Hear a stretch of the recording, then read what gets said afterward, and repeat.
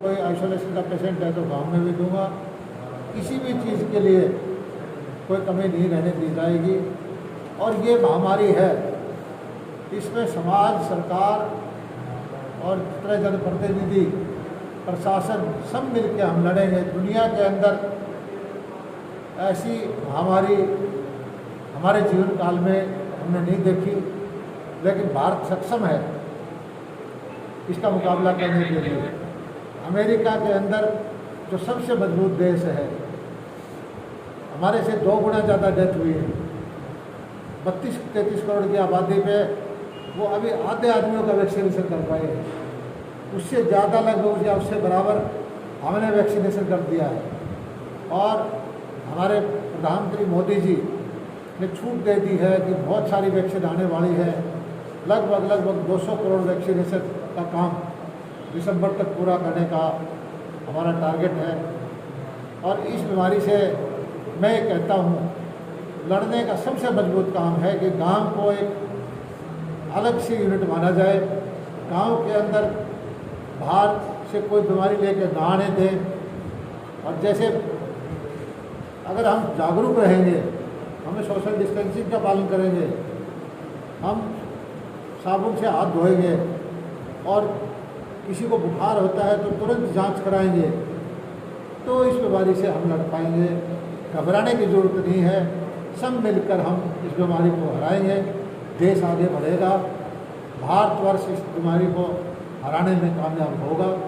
और हमारा जो है मानवता के ऊपर जो संकट आया है, इसमें जीत होगी भारतवर्ष की। कोविड मरीजों की संख्या बढ़ी है, ग्रामीण स्तर पर पीएचसी में भी आइसोलेशन सेंटर बनाए जा रहे हैं, तो ऐसे में स्टाफ की कमी की दिक्कत आ रही है, तो स्टाफ को कैसे प्रकार की आपूर्ति की जाएगी? स्टाफ देखिए, जो हमने अधिकारियों को बोल दिया है कि जो लोकल लेवल पर ट्रेंड स्टाफ है, कोई नर्सिंग है, कोई ट्रेंड आदमी है, उनको आप भर्ती कर सकते हैं। डॉक्टर की कमी को भी, जो रिटायर्ड डॉक्टर को काम करना चाहे तो अधिकारियों को उनको आदेश है कि उनको रख लें।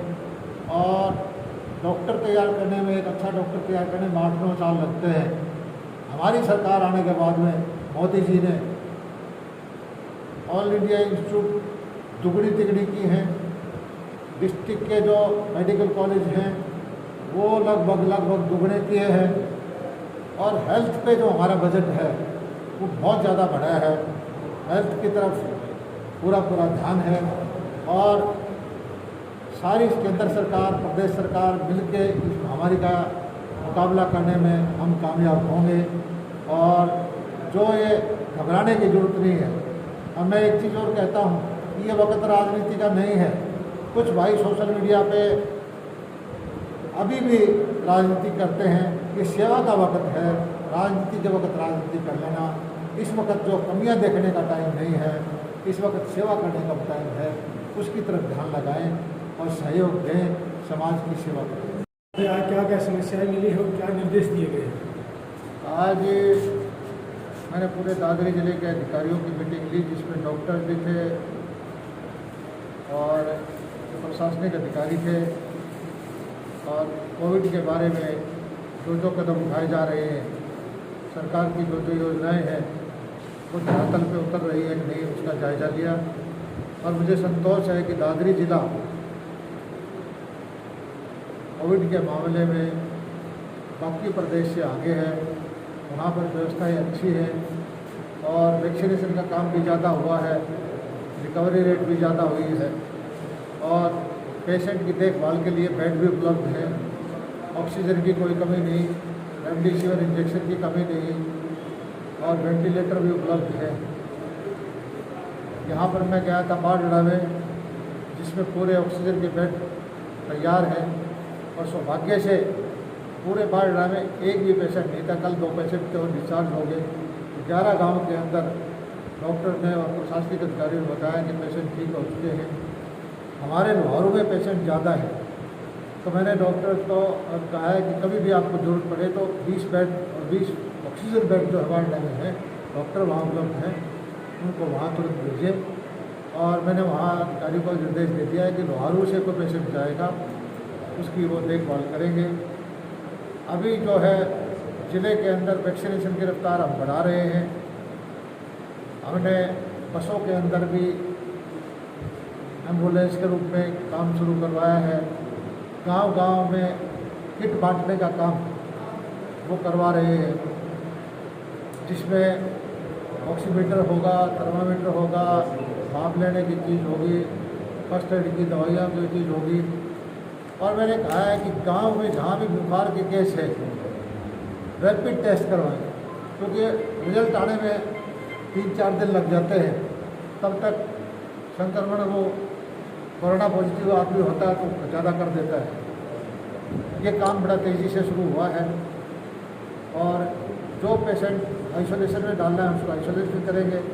और इस वक्त हमारे पास पर्याप्त मात्रा में ऑक्सीजन उपलब्ध है। कोई भी सिलेंडर लेके आएगा उसको ऑक्सीजन हम भरने के लिए हमारे पास व्यवस्थाएँ हैं। बाहर से कितने लाख के ऑक्सीजन का ऑर्डर दिया था वो पहुँचिए नहीं? हमारे जो कंसनट्रेटर हैं वो आज पहुंच चुके हैं। 432 की खेप है, जिसमें 50 जो है जो आएगा सारे प्रदेश का, उस पर बैठ के विचार होगा और शाम को इस बात पर फैसला होगा। ये सारे सामूहिक तौर पर फैसला होता है। जैसी जरूरत समझी जाएगी वो लेगी की जाएगी। और खुशी की बात है कि हरियाणा ने इस संकट का बड़ा बखूबी मुकाबला किया है।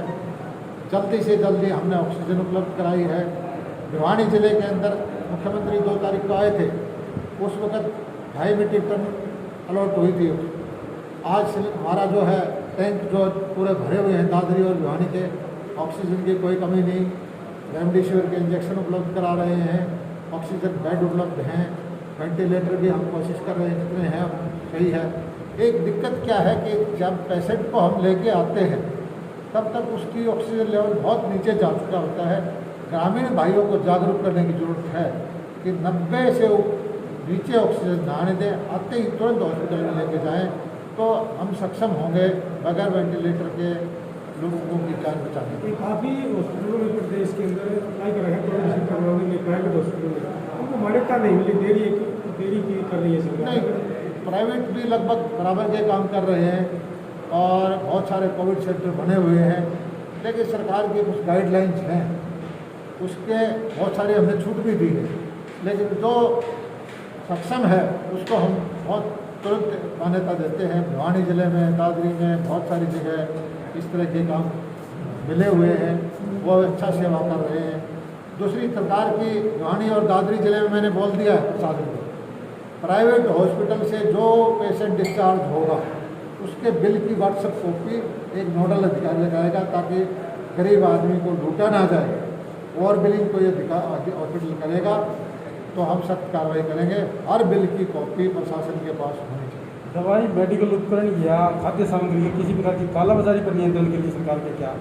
देखिए, समाज में का दुख आदमी ऐसा होता है। वैसे तो इस वक्त हमारे इलाके के अंदर कोई इस तरह की भावना के लोग नहीं हैं कालाबाजारी वाले, लेकिन फिर भी अगर किसी ने गुस्ताखी की तो बहुत सख्त कार्रवाई होगी। और इस आपदा में कोई अगर गलत तरीके से लाभ उठाना चाहेगा उसको उठाने नहीं देंगे। किसान आंदोलन भी चल रहा है, धरने पे इस बारे में मैं बहुत बोल चुका हूँ।